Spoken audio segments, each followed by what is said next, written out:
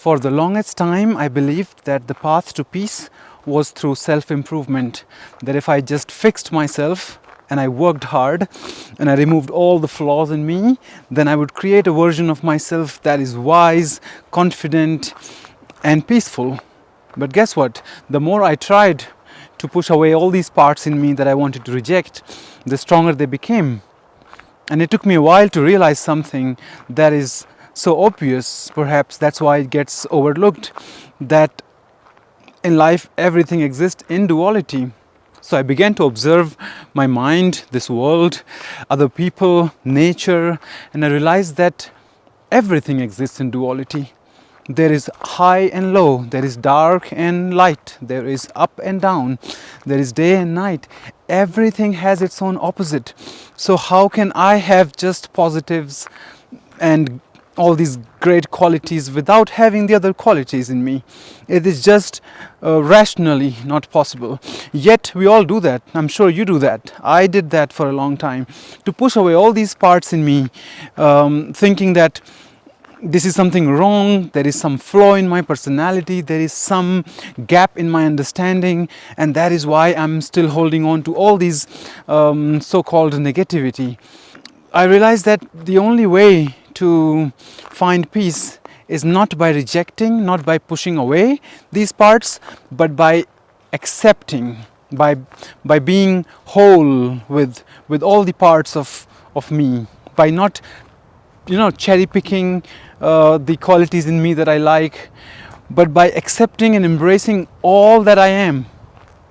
If I'm sad, I don't have to immediately reject my sadness. I can say, this is also me, and I can hold space for that sadness. And this is the path to peace.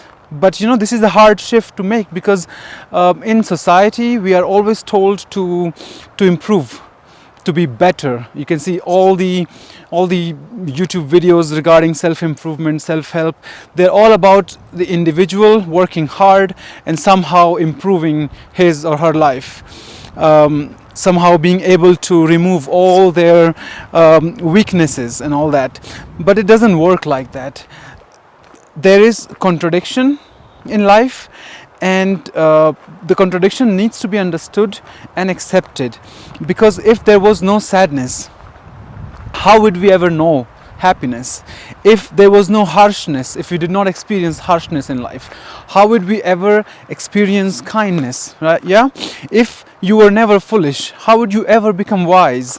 So you need the other quality. You actually depend on all these negatives that you are trying to push away in order to realize the other side of it. In order to realize happiness, you need sadness. In order to realize kindness, you need harshness. And as I said, in order to realize that you are wise, you need to first realize that you're a fool. And so that is the prerequisite. That is the basic thing. But we somehow assume that we can all remove and reject and push away these qualities. When we begin to look at something in us as an enemy, then the enemy becomes stronger and more powerful. But when we don't look at it as an enemy, when we give a chair to it, hold space for it, not that we want all these qualities to define us, to narrate our story, but just to hold space for them and say that you are just a part of it. When sorrow comes to you, you treat sorrow like a person with flesh and bones, and you embrace them and you say, I know, you want to be felt, you want to express yourself, you want to be there, and you can be. You have all the right to be a part of this story. When we embrace the enemy is not an enemy anymore. When we don't reject, but act from the space of wholeness, from the space of acceptance, then we begin to find peace. So whenever you're sad, whenever you're angry, don't be quick to push it away, because you are not the person who gets sad or depressed. You are not the person who gets angry. Don't do that. Hold space for your anger. Hold space for your sadness, and try to understand it. Then you will notice that it is The problem is that you have a problem with your problems. That's why they seem like a problem. When you stop having a problem with your problems, they're not problems anymore. Does it make any sense? The whole journey of life is about accepting everything in its totality. You cannot do cherry picking. You cannot say, I only pick this and not that. You either abandon everything, which is not possible, or you have to accept everything in totality. You cannot say, I only want the high without wanting the lows. I only want happiness and success without experiencing sorrow and failure. So that is not possible. The path to peace is realizing that we are not perfect. And by accepting, we don't become perfect, but we realize that we don't need to be perfect. Perfection is just a myth. It's a worthy ideal, I would say, to strive for, while knowing deeply that it is not to be found. This world is limited in many ways, and perfection is an ideal, but not an aim to reach there. Because perfection is like death. When you say you're perfect, you're saying that that's it, there's nothing more to do here. This is the best. But is it ever possible? It is not possible. There is always more. Accept yourself, allow yourself to feel all the pain and misery and hurt that you're feeling, and gain understanding of it, and move through. It's a strong wind right now. I think you won't feel it because of this, but I can feel it. If it's sunny and cold and windy at the same time, I have to accept it all, right?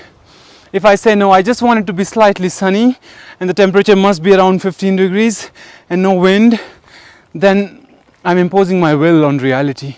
Reality doesn't work like this. It doesn't care for me as an individual. It may care for us as like a whole species, but not. It doesn't optimize for an individual, it optimizes for the whole. But anyway, let's not digress from here. So the next time you feel like there's a fight inside you, take a break, take a breath, hold on, and instead of fighting, hold space. Instead of fighting, accept. Because peace will come when you accept fully, not partially, not selectively, but fully.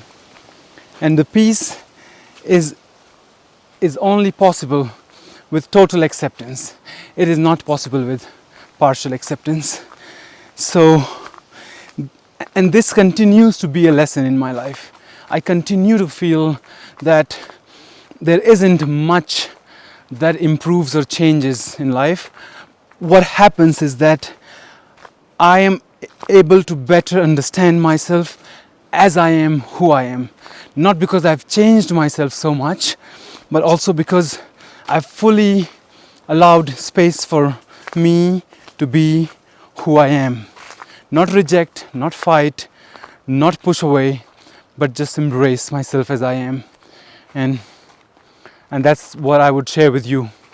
That's my lesson for myself, and that's my lesson for you.